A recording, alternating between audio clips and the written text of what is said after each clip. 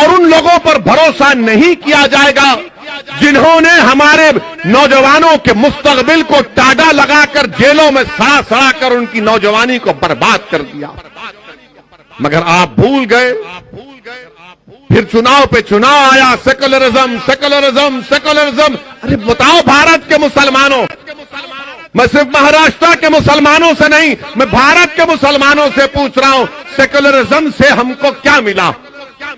Secularism से सिर्फ मुशायरा मिला?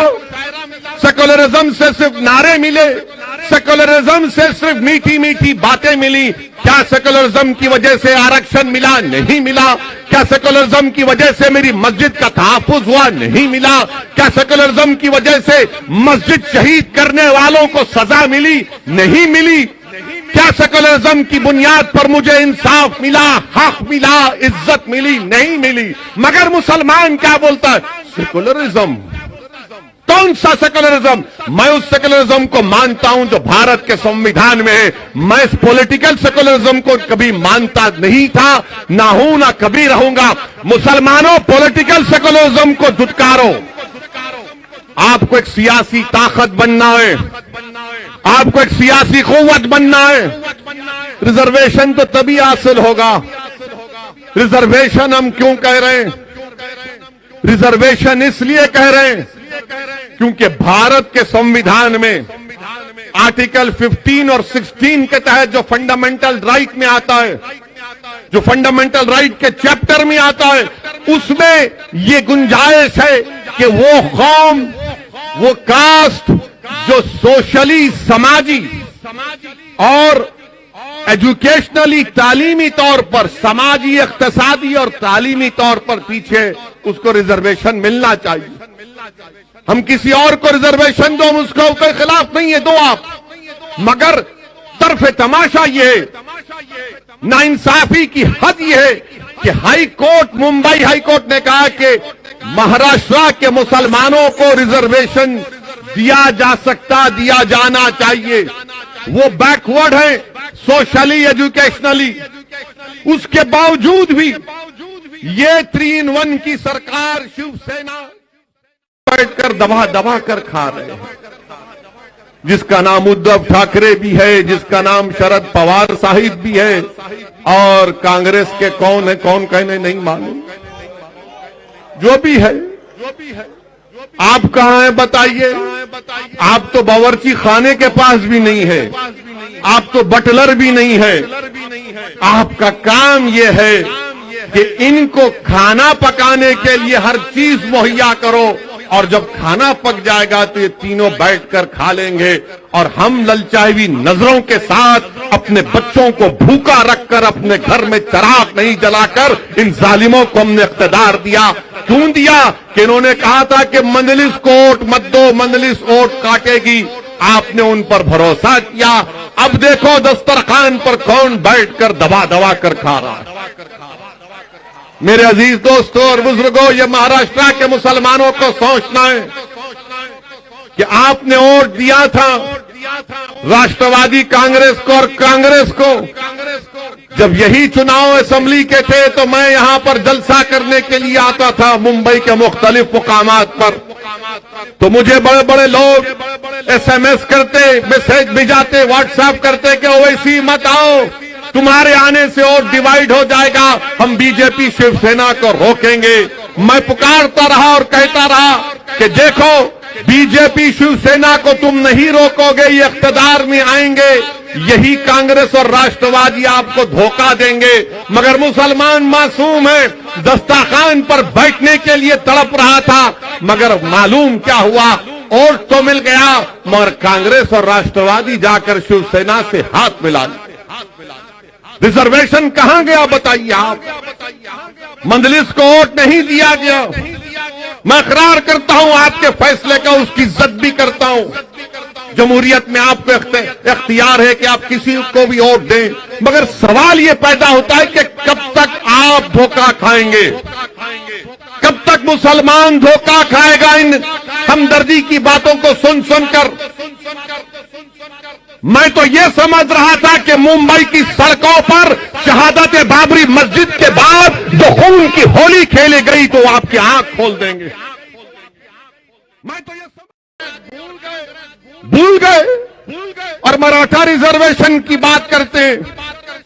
अब आपके सामने ये बताना जरूरी समझता हूं कि आप यहां से एक पैगाम लेकर जाएं। असदुद्दीन ओवैसी कोई अपने दिमाग से कोई आदादो शुमार या फैक्ट्स एंड फिगर्स बनाकर ये बात नहीं कह रहा है। क्या आपको मालूम महाराष्ट्र के मुसलमानों जिन्होंने सेकुलरिज्म के बात पर राष्ट्रवादी और कांग्रेस को वोट दिया, कितने महाराष्ट्र में मुसलमानों के ग्रेजुएट होते हैं? आज के इस जलसे में कितने मुस्लिम ग्रेजुएट हैं? हाथ उठाओ।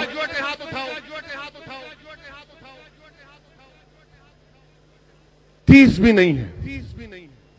इतना बड़ा जलसा और 30 ग्रेजुएट नहीं है। आप सोचो फिर। गवर्नमेंट का डेटा कहता है कि महाराष्ट्र में ग्रेजुएट मुसलमान खाली 4.9 है। हिंदू भाई कितने? 8.9। क्रिश्चियन 22%।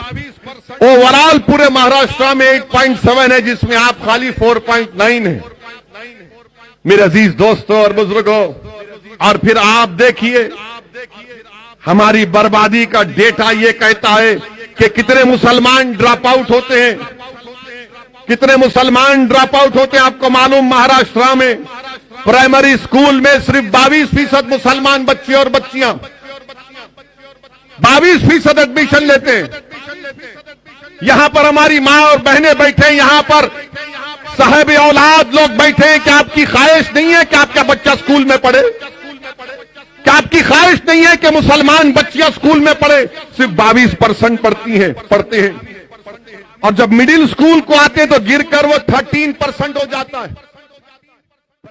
तिरंगे के भी खिलाफ हो चुकी है। मेरे अजीज दोस्तों और बुजुर्गों, ये कहा गया कि मंजलिस का जलसा जब होगा तो 144 लगा दिए। मैं हमारे उद्धव ठाकरे से ये पूछना चाहता हूं, जो अभी उनका ऑपरेशन हुआ है, मेरी नेक तमन्नाएं उनके साथ हैं। मैं उम्मीद करता हूं कि जल्द से जल्द वो सेहतयाब हो जाएंगे और उनका ऑपरेशन जो हुआ है, हम उम्मीद करते हैं कि उनको सेहत हो जाएगी।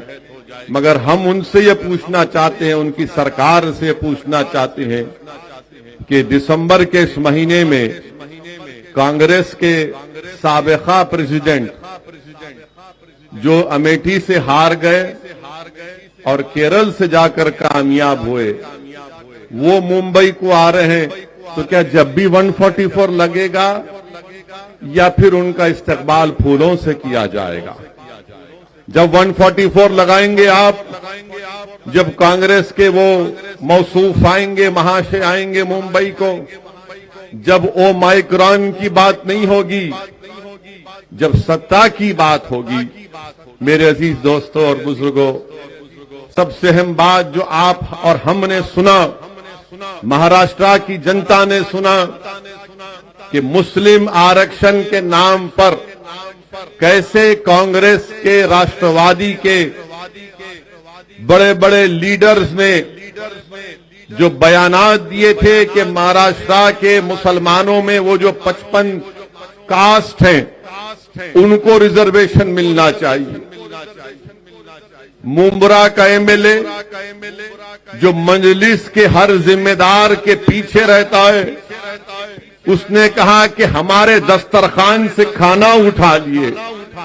तो ये महाराष्ट्र का मासूम मुसलमान इतना खुश हो गया कि इसने कहा कि हमारे दस्तरखान का खाना उठा लिए, ये हमको खाना लौटाने की बात कर रहा है। तो हमने खाने को भूल गए, भूखा रहकर उसको वोट डाला। हमने भूखा रहकर उसको वोट डाला, मगर जब इख्तिदार मिल गया तो दस्तरखान पर आप नजर नहीं आते। दूर दूर तक मुसलमान उस दस्तरखान पर नजर नहीं आता जिस पर बोटियां हैं।